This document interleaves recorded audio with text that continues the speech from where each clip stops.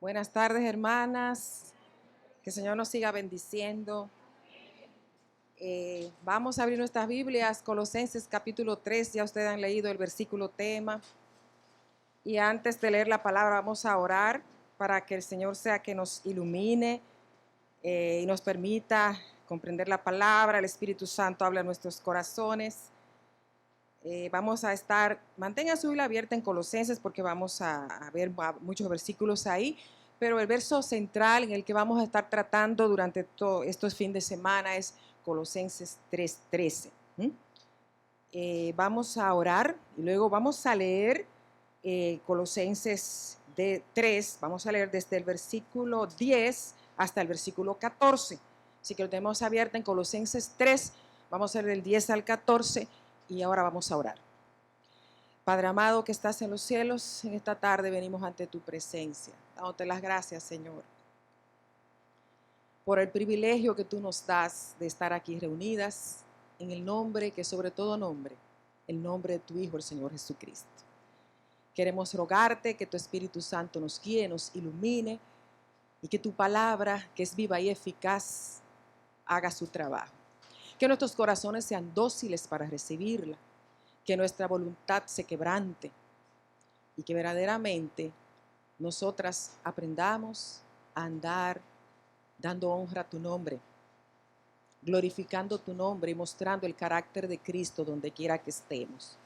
Gracias te damos y pedimos estas cosas en el nombre de tu Hijo amado, nuestro Señor y Salvador Jesucristo. Amén.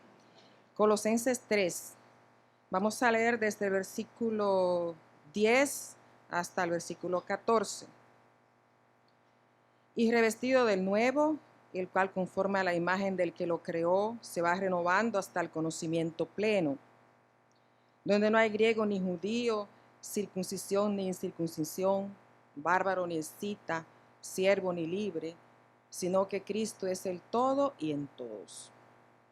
Vestíos pues como escogidos de Dios, santos y amados, de entrañable misericordia, de benignidad, de humildad, de mansedumbre, de paciencia, soportándoos unos a otros y perdonándoos unos a otros si alguno tuviere queja contra otro. De la manera que Cristo os perdonó, así también hacedlo vosotros. Y sobre todas estas cosas, vestíos de amor, que es el vínculo perfecto. Amén. Nuestro tema para esta concentración es perdonándonos los unos a los otros. Cuando hablamos de perdón, obviamente que nos llega siempre la idea que hay una falta, hay un agravio contra alguien. Para comprender completamente el perdón, como enseñan los términos bíblicos y como nuestro Dios los ve, hay que entender lo que es la falta, el agravio. Toda falta, todo agravio es llamado en la palabra con una sola palabra, pecado. Siempre que hay que perdonar es porque hay un pecado. Y si vamos a definir lo que es pecado, duraríamos la tarde entera. Hay una descripción de un teólogo llamado Schaeffer, que Schaeffer dice que pecado es esencialmente esa inquieta adversión por parte de la criatura de permanecer en la esfera y la limitación en los cuales el Creador le ha colocado. Muy largo, ¿verdad? Así como los teólogos. Pero yo resumiría toda esa descripción del hermano Schaeffer en una sola. El pecado es independencia de Dios. Es querer hacerlo a mi manera y es hacerlo como yo quiero. Y durante todos estos tiempos que vamos a tener diferentes participaciones, durante diferentes hermanas, vamos a hablar del perdón entre hermanos, porque el verso que hemos tomado, que hemos sacado es el verso 13, que comienza con dos verbos, soportándos y perdonándos. Dos verbos que están en imperativo y es un mandato. Entonces, nosotras elegimos perdonándos. Pero antes de nosotras hablar del perdón entre los hermanos, tenemos que comprender, como le acaba de decir, lo que es la falta al hermano, lo que es el agravio al hermano. Y antes de entender lo que es el agravio al hermano, tenemos que comenzar a entender lo que es la falta o el pecado ante Dios. Porque el pecado contra el hermano es pecado contra Dios. Entonces, vamos, tal vez la parte que voy a tomar, vamos a tener un enfoque acerca de qué es lo que Pablo quiso decirle a los hermanos de Colosas cuando le escribió en este periodo, estando encarcelado en Roma, que debían perdonarse los unos a los otros como Cristo os perdonó. Como Cristo nos perdonó. Fíjense que esa es el símil que él utiliza para decir cómo es que debe perdonarse un cristiano. No es como yo quiera, no es como dice el psicólogo, no es como dice el libro de consejería, no, es como Cristo nos perdonó. La regla es Cristo. La imagen a seguir es Cristo. ¿Queremos salir de aquí perdonando como el Señor quiere que perdonemos? Hay que entender cómo Cristo me ha perdonado a mí. Porque Él dice que esa es la regla para perdonar, como Cristo me perdonó. Voy a darle un breve así enfoque de la carta de los Colosenses para que podamos entender bien lo que él quiso decir con esta frase que vamos a estudiar durante estos días. La carta la escribe Pablo estando preso en Roma por su fe en el Señor al año 62 después de Cristo. Él nunca había ido a Colosas. A estos hermanos dicen en el capítulo 2, verso 1, que él deseaba verlos. Pero Colosas, él duró mucho tiempo en Éfeso predicando y Colosas estaba cerca de Éfeso, a unos 160 kilómetros. Y algunos hermanos se arrepintieron con su prédica. Y algunos estudiosos dicen que Filemón fue uno de esos hermanos y fue uno de los fundadores de esta iglesia de Colosas. Era una iglesia pequeña, pero Pablo la amaba mucho. Y comienza a escribirle esta carta en un contexto donde en la iglesia estaba tratando de introducirse una enseñanza herética. Una falsa enseñanza. Habían unos por ahí que se llamaban luego gnósticos, que estaban enseñando que la deidad, Dios, la deidad, es algo muy sublime, muy alto, que claro es así, el Dios invisible, pero que jamás podía mezclarse con la materia que es el cuerpo. Y que ellos utilizaban mucho una palabra para hablar de la deidad, en griego era pleroma o plenitud. Y ellos referían esa palabra para referirse a las cualidades de Dios. Todas las cualidades completas de Dios, la plenitud de Dios, ellos usaban la palabra pleroma. Y decían, Dios no se puede manifestar así, tiene que manifestarse en diferentes escalones o maneras. Y Cristo no es Dios. No puede ser, porque él tuvo un cuerpo humano y no se puede mezclar lo divino tan sublime que nadie lo puede ver con un cuerpo humano. Entonces, en ese contexto, Pablo comienza a decir a los hermanos de Colosa, yo quiero que ustedes sepan algo. Si ustedes dan una vueltecita a su Biblia, al capítulo 1, verso 18, le dice a los hermanos de Colosa algo muy importante que tenían que entender. Cristo es la plenitud de Dios. Cristo es la suma de las cualidades del Dios eterno. Y Juan lo dice en el capítulo 1 de Juan, él dice, a Dios nadie le vio jamás. El unigénito Hijo del Padre, él le ha dado a conocer, porque Dios es invisible y es espíritu. Es imposible que sea contenido aquí donde estamos, pero Pablo comienza a decirle a ellos, en verso 18 del capítulo 1, él le dice, versículo 15, perdón, él es la imagen del Dios invisible, el primogénito de toda creación. Y él es la cabeza del cuerpo, que es la iglesia. Él que es el principio, el primogénito de entre los muertos, para que en todo tenga la preeminencia. ¿Por qué le quiero decir esto? Porque en todo el enfoque de Pablo, en la carta de Colosenses, él tiene un solo tema, Cristo. Cristo es la plenitud de Dios. Y en el capítulo 2, en el versículo 9, él dice, en él, en Cristo, habita corporalmente toda la plenitud de la deidad. Todas las cualidades de Dios, todas están en él, corporalmente, un cuerpo de carne y sangre. Y dice el verso 10, y vosotros, los creyentes, los que han creído, están completos en él. ¿Por qué? Porque los gnósticos también usaban la palabra pleroma para referirse también a un conocimiento elevado, un conocimiento superior. Y Pablo le dice a los hermanos simples de Colosas, a todos nosotros, no necesitas un conocimiento elevado. Miren lo que dice en su Biblia, capítulo 2, versículo 3, dice, en él, en Cristo, están escondidos todos los tesoros de la sabiduría y del conocimiento. si estás en Cristo, si has conocido a Él como tu Salvador, como los hermanos de Colosa, tú estás completa en Cristo. Pablo dice, no necesitan ese conocimiento superior que habla el gnóstico, no necesitan hacer una serie de cosas como ellos, usted lee en el capítulo 2 entero, enseñaban una serie de reglas y de cosas que hacer para conseguir la salvación. No, solamente creer en Él y en el poder de su sangre para limpiarte de tus pecados. Los capítulos 1 y 2 son doctrinales.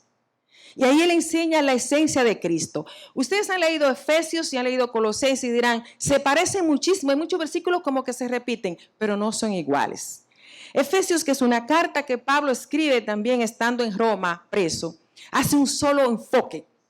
Ve a los creyentes en la iglesia, en Cristo, en los lugares celestiales. Colosenses es diferente. Colosenses ve a los creyentes en Cristo y su cabeza glorificada en el cielo. Y entonces Pablo dice, Cristo es el pleroma de Dios.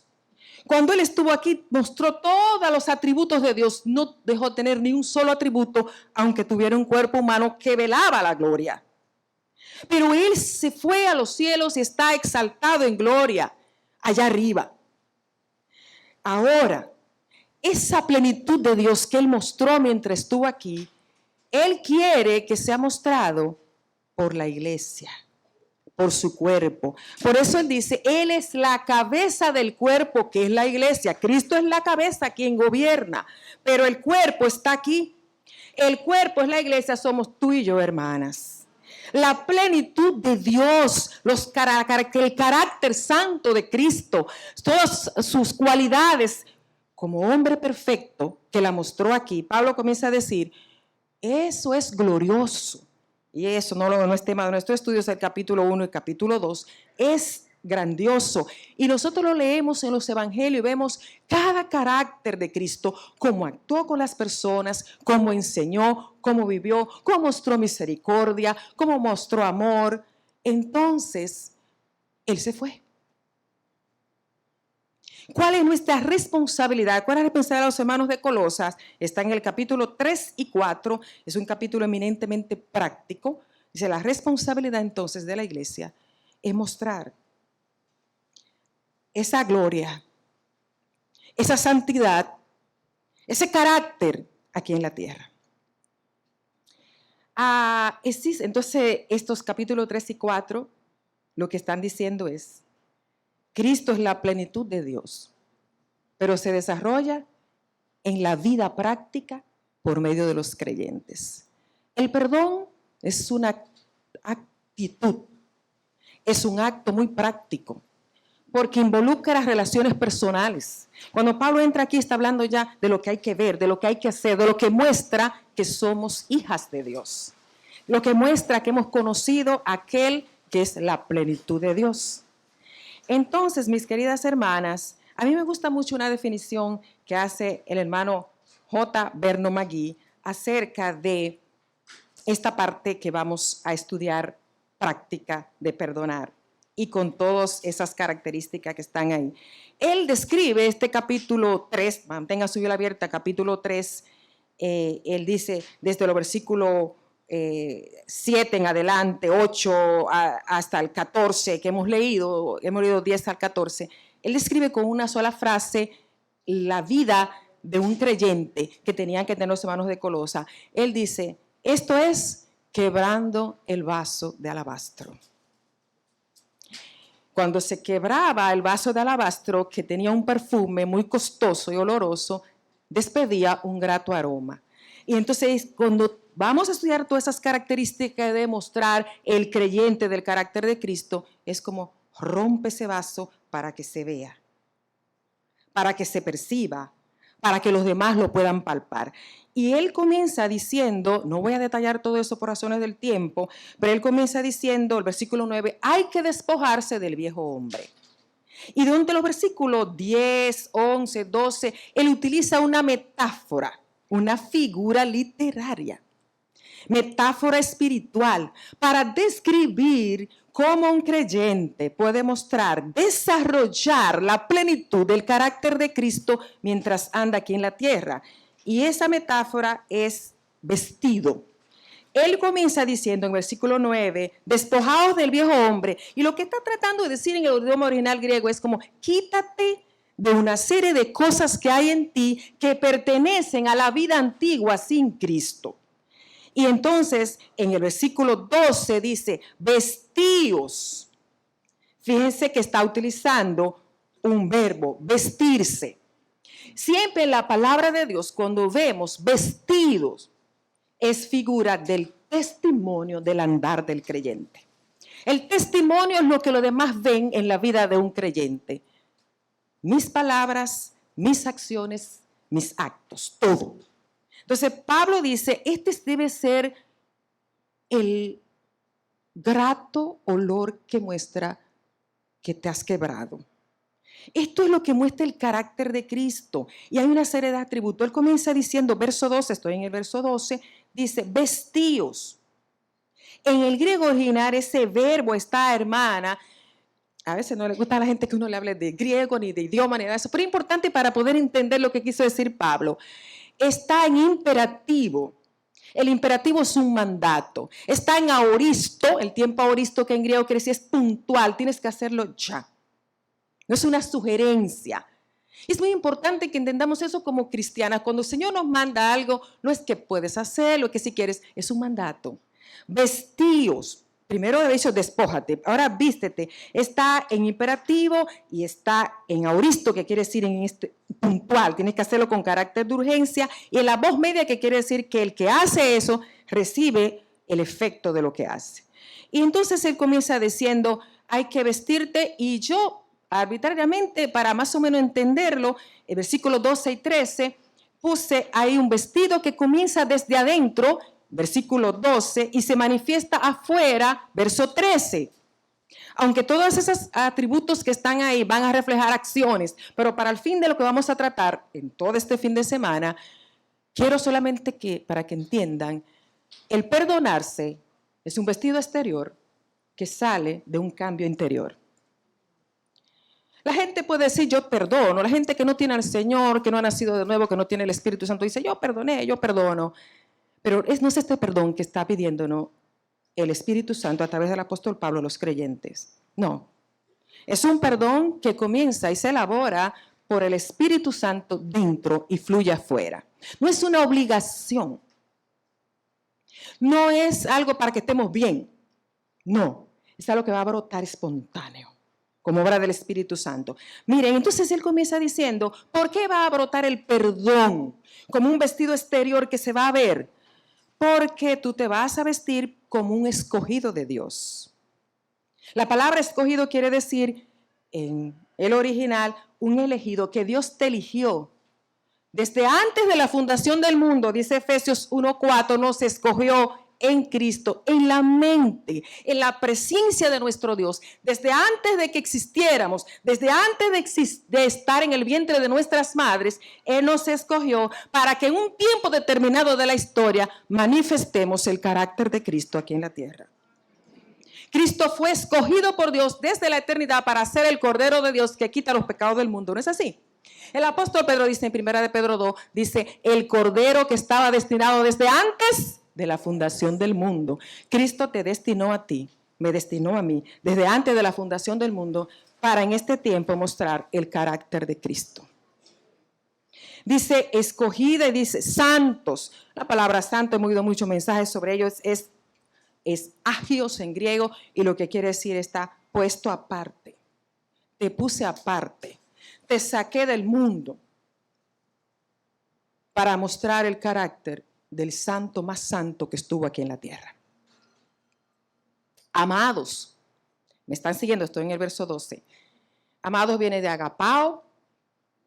Amados quiere decir has recibido un amor, has sido amado con el amor de Dios, un amor que es incondicional, un amor sacrificial, un amor que nos amó aunque no lo merecíamos, un amor que da sin esperar nada a cambio. Como tú has sido escogido, como tú has sido amado, como los colosenses han sido escogidos, apartados, amados, en toda esa condición, esa posición que ha ocurrido porque ha nacido de nuevo, porque ha creído en Cristo como su Salvador, entonces van a comenzar a fluir en ti afuera las virtudes del vestido, del perdón y de soportarte. Dice, de entrañable misericordia. La palabra entrañable viene como de entrañas, de adentro, y así es. Y misericordia lo que quiere decir un corazón compasivo.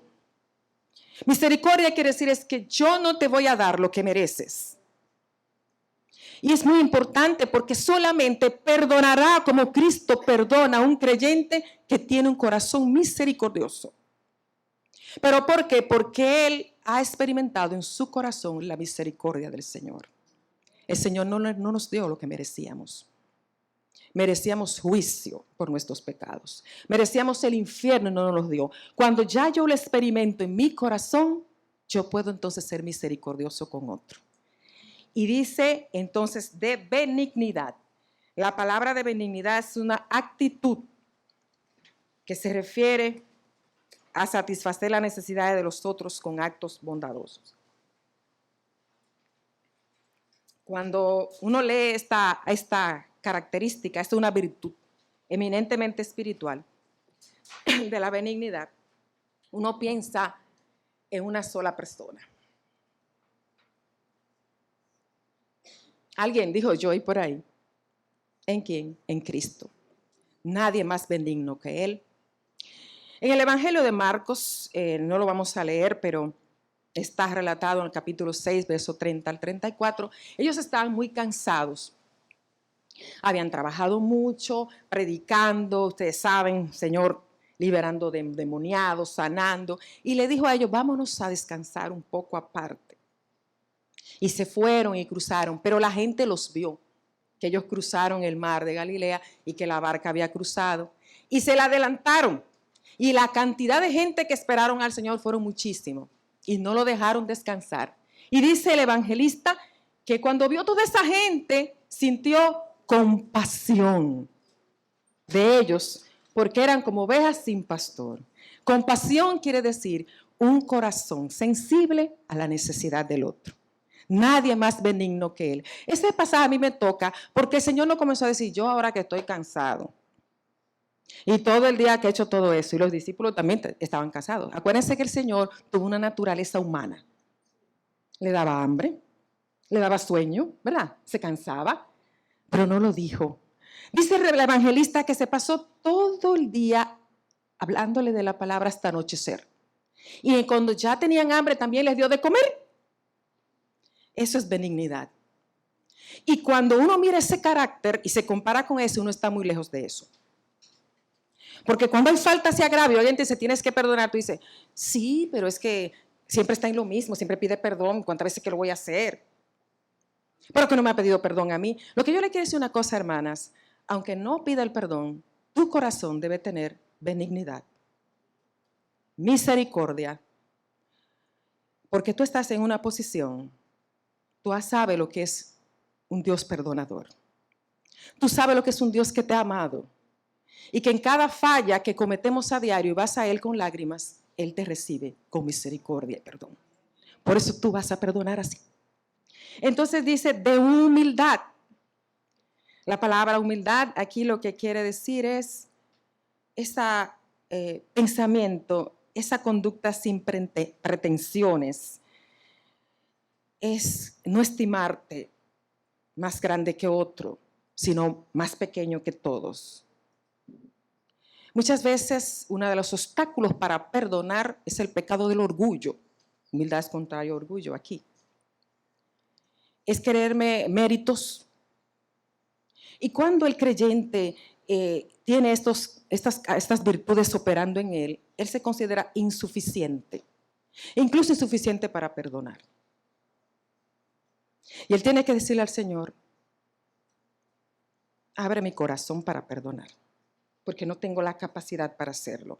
Yo quiero decirle algo, hermanas, estas virtudes son muy espirituales. Solamente pueden verse un creyente que tiene el Espíritu Santo y ha nacido de nuevo, y que tiene el Espíritu Santo a plenitud y no está contristado por pecados. El pecado de no ser perdonador contrista al Espíritu Santo, lo entristece, y el Espíritu Santo no va a dar ninguna de estas virtudes, ni misericordia, ni benignidad.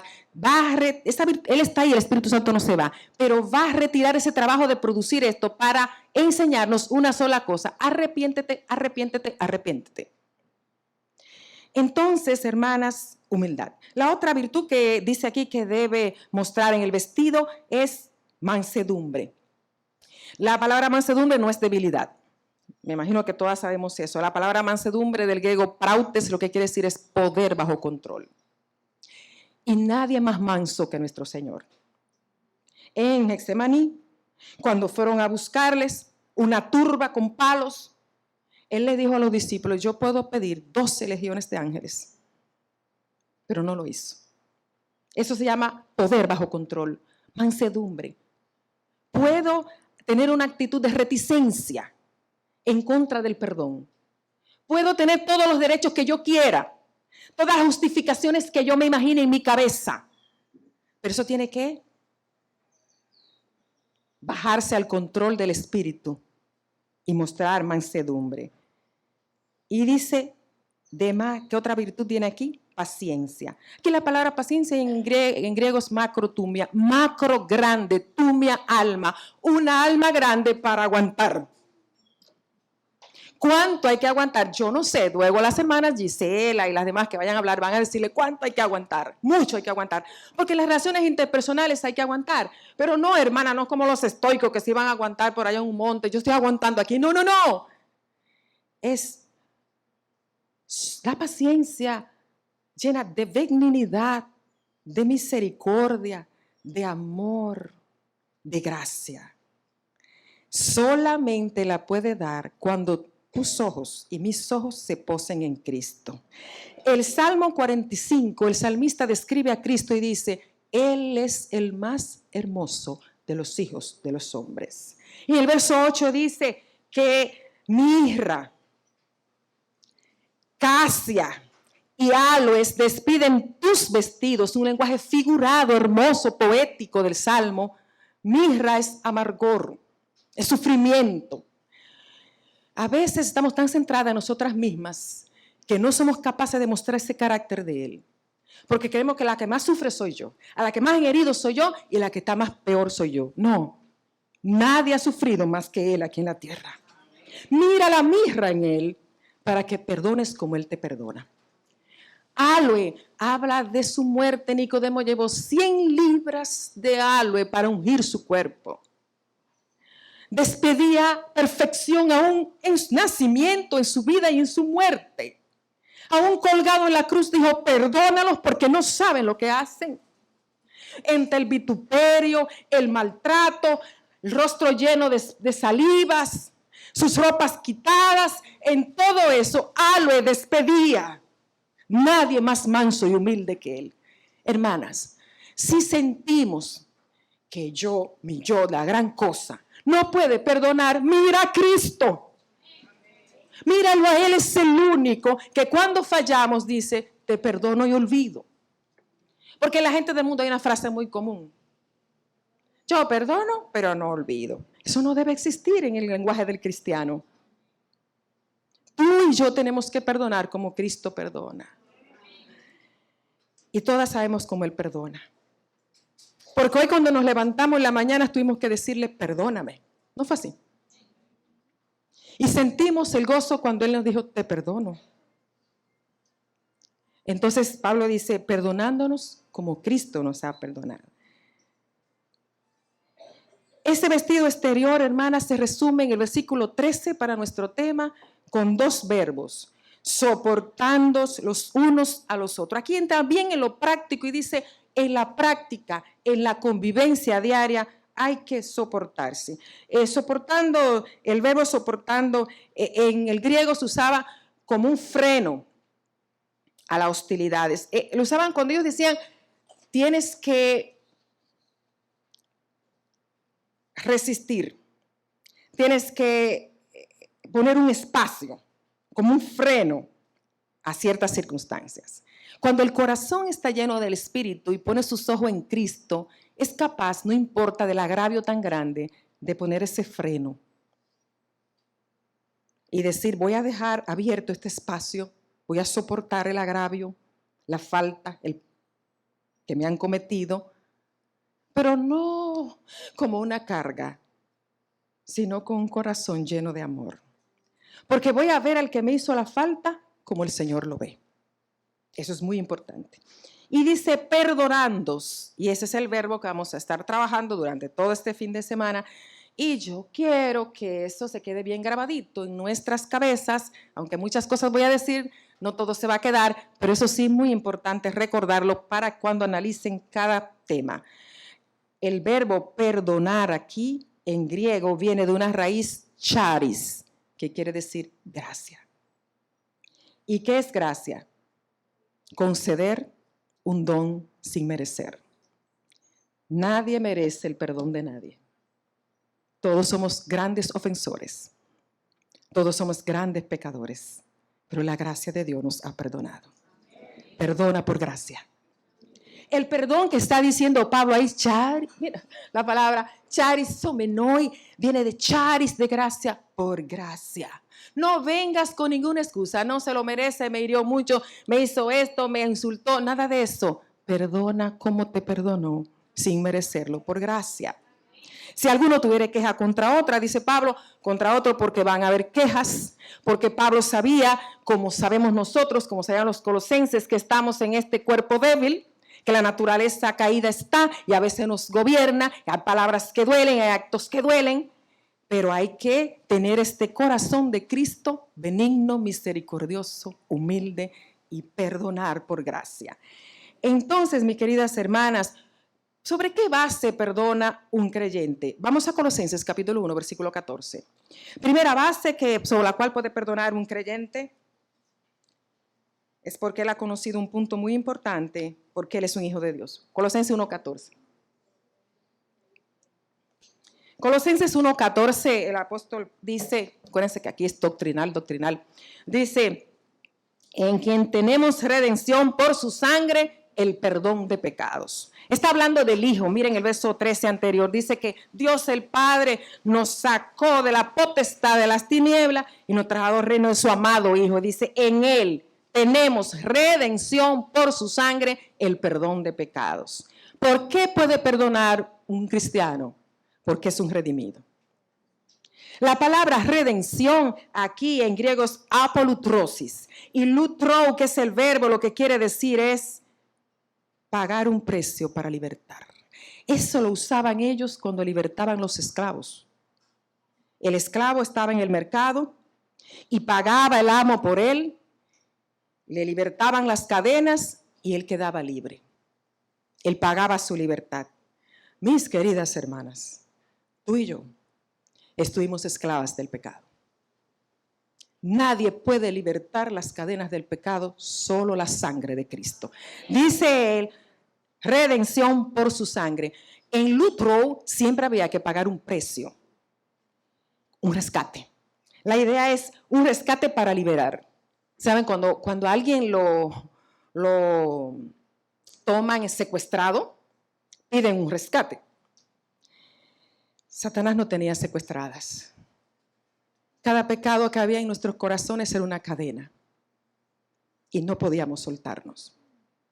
Y hay una cadena terrible del pecado, de la falta de perdón, que mata el alma.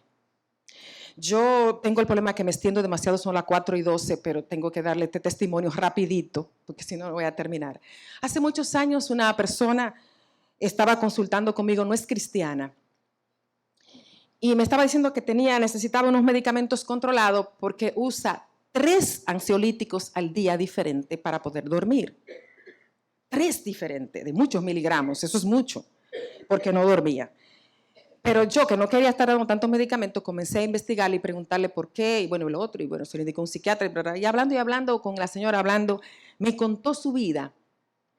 Y me dijo que ella tenía algo en su corazón, y es que su marido, pero años, hermana, ya ese marido ya se separaron hace mucho, ya tiene hasta nietos. No sé si está viva porque hace mucho de eso. Su marido la había dejado por la señora de la casa que ya tenía, que le servía. Y eso ya no se lo perdonaba nunca. Y me dijo, tienes que perdonarlo. Él le pidió perdón. Le dije yo, ella no es cristiana. Dice, no, sí, él me pidió perdón, pero yo no lo voy a perdonar. Y mis hijas me dicen que lo perdone, pero yo le dije que no, que yo no lo voy a perdonar. Porque se llevó a la señora para Estados Unidos, porque la tenía ya ustedes saben, son historias que pasan. Y le dije, perdónelo. ¿Usted quiere dejar de tomar esos medicamentos? Sí, tiene que perdonarlo. Y me dijo, mire, yo no lo voy a perdonar. Con eso me voy yo a la tumba. Creo que se fue a la tumba con eso, porque no creo que se arrepintiera. Pero hermanas, ese pecado es esclavizante. Esas heridas, que yo sé que muchas las tenemos, por agravios que nos han hecho, ata. Pero las que hemos sido perdonadas como por Cristo, porque hemos creído que la sangre que derramó en la cruz del Calvario es eficaz para perdonarnos, hemos sido libertadas. No hay un solo pecado que Él nos recuerde ni nos acuse. Su sangre es poderosa y es preciosa, valiosa delante de Dios. Así es que, primera razón por la cual puedo perdonar, porque soy redimida. Segunda razón, porque tengo una nueva vida en Cristo. Hermana, vamos rapidito, Colosenses 2:13. Colosenses 2:13, Pablo sigue doctrinalmente hablando y dice, y Él, a vosotros, a los creyentes, a los de Colosas, a nosotras también, estando muertos en pecado. El pecado no solo nos tenía atadas, no podíamos liberarnos. El pecado nos tenía separado de Dios, porque hay muerte, es muerte espiritual, separada de Dios. Y en la incircuncisión de vuestra carne, con una mente lejos del Señor y de las cosas de Dios, dice, os dio vida juntamente con Él, con Cristo. Vuelve de nuevo, perdonándoos todos los pecados. La misma palabra. Por gracia te perdonó todos los pecados y te ha dado la nueva vida. Y esa nueva vida es la morada del Espíritu Santo operando. Es Él el único que puede ayudarme a perdonar, a soportar, porque ya yo experimenté. Y la otra razón por qué podemos perdonar. Bueno, este perdón que está hablando aquí, lo anotan por ahí, tanto el versículo 1:14 como 2:13, es lo que se llama el perdón judicial. Voy a hablar un poco rapidito. El perdón judicial quiere decir es que todos los pecados que hemos cometido y cometeremos, Cristo lo llevó en la cruz del Calvario. Hubo 3 horas de tinieblas. El sol se oscureció. Y Él dijo, Dios mío, ¿por qué me has desamparado? Porque cada falta tuya y mía, cada error, Él lo llevó. Ahora, mis hermanas, ¿por qué podemos perdonar? Porque a diario, como hijas de Dios, tenemos el perdón paternal.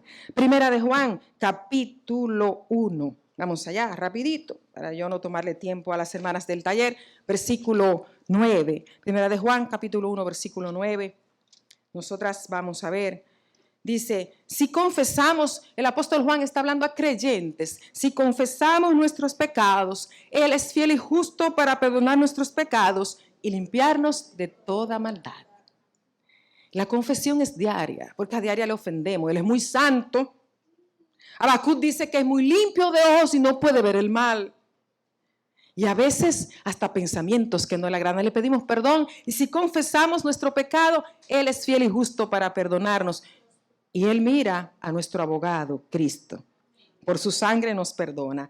Como yo experimento a diario el perdón paternal, ¿qué quiere decir? Aunque yo le falto al Señor y tengo faltas, yo no dejo de ser su hija, sigo siendo su hija.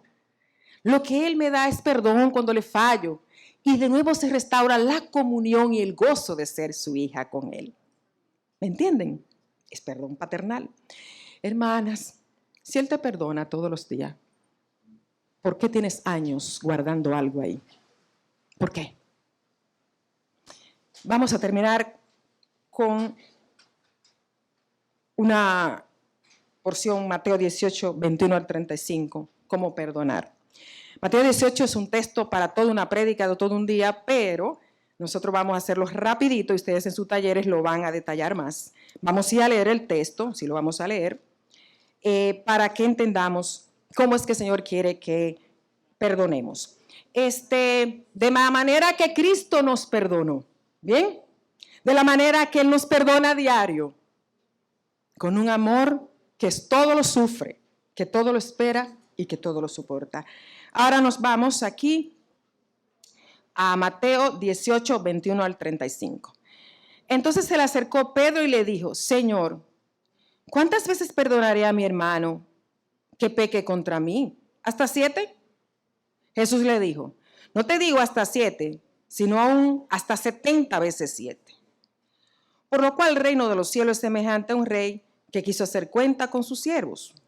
Y comenzando a hacer cuentas, le fue presentado uno que debía 10,000 talentos. A este, como no pudo pagar, ordenó su señor venderle, y a su mujer e hijos y todo lo que tenía, para que se le pagase la deuda. Entonces aquel siervo postrado le suplicaba diciendo, Señor, ten paciencia conmigo, yo te lo pagaré todo.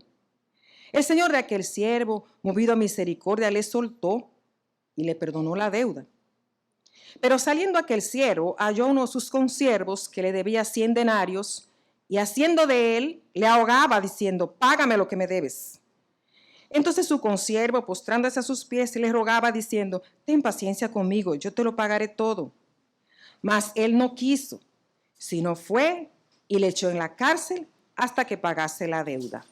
Viendo sus consiervos lo que pasaba, se entristecieron mucho y fueron y refirieron a su señor todo lo que había pasado. Entonces, llamándole su señor, le dijo, siervo malvado, toda aquella deuda te perdoné porque me rogaste. ¿No debías tú también tener misericordia de tu consiervo como yo tuve misericordia de ti?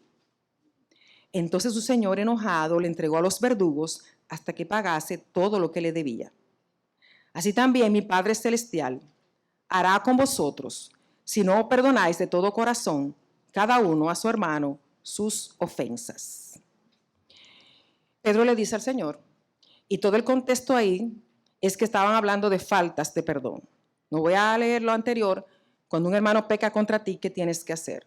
Hablar con él solo. Si no te oye, llama a un testigo, y si no, llama a la iglesia.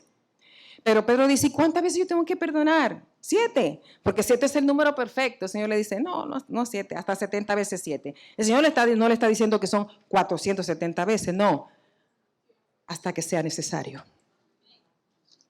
Entonces él le pone una parábola y le dice, hubo el reino de los cielos, cómo actúa Dios en su reino.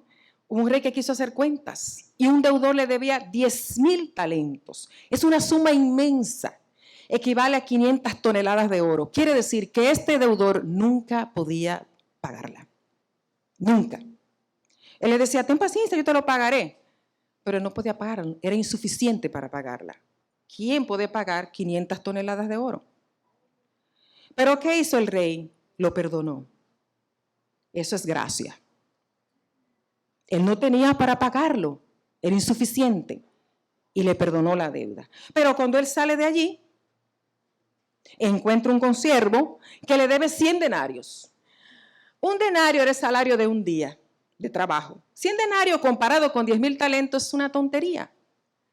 Y él le dice, yo no te voy a perdonar, págame, págame, págame. Quiere decir que él no va a tener misericordia. Quiere decir que él nos recordó cómo su Señor tuvo misericordia de él. Y se muestra con un espíritu no perdonador, olvidando la enorme deuda que se le perdonó. Y lo echó a la cárcel. Los otros consiervos entonces le dicen al Señor, mira lo que hizo, no lo perdonó. Hermanas, esta es una ilustración del Señor hermosa con esta parábola. Es la manera en que muchas veces nosotras actuamos. Olvidamos la enorme deuda impagable que Él nos ha perdonado. Y un agravio de una hermana que dijo una cosita, eso me tiene a mí el corazón incómodo. Lo llevo por años y por meses, el día menos pensado lo suelto y le tiro y le tiro. Es el mismo espíritu no perdonador. Y aún a veces decimos que hemos perdonado, pero con dificultad olvidamos. Como me dijo una, yo no me olvido todo eso, ¿no? En las relaciones con nuestros hermanos y con nuestro prójimo, debemos recordar siempre cómo el Señor actúa con nosotras. Y sentirnos siempre culpables ante Él, aunque Él nos ha perdonado y olvidó todo.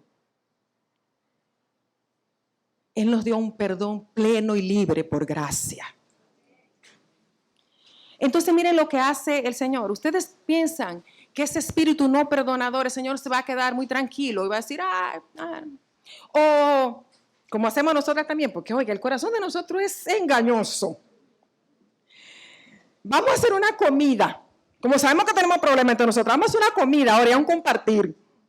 Para que se nos olvide que nos ofendemos. No, mi querida. La Biblia no manda eso. La Biblia manda eso. Manda que hay que confesar el pecado. Confesarlo con el hermano y confesarlo con el Señor. Si no, no hay perdón. Quiero decirle algo. El tiempo no borra el pecado delante del Señor. La falta la cometiste hace 30 años, lo tiene ahí, está igualito para el Señor. Entonces, miren mis hermanas, ¿qué hizo el rey? ¿Qué hizo el Señor? Se enojó, ¿verdad? Verso 34, le digo a los verdugos que lo pusieran en la cárcel hasta que pagara todo lo que debía. Claro que no iba a poder pagar. La enseñanza que quiere decir es esto. El Señor no nos va a retirar de ser sus hijas porque no perdonemos. El Señor lo va a tomar en cuenta cuando pasemos por su tribunal y es pronto.